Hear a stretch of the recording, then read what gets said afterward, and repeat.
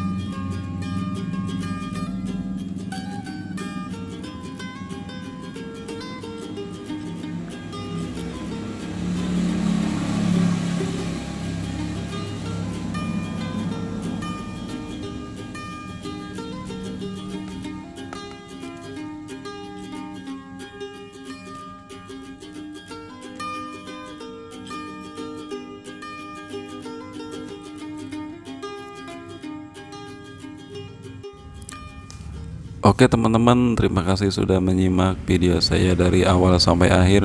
Semoga bermanfaat.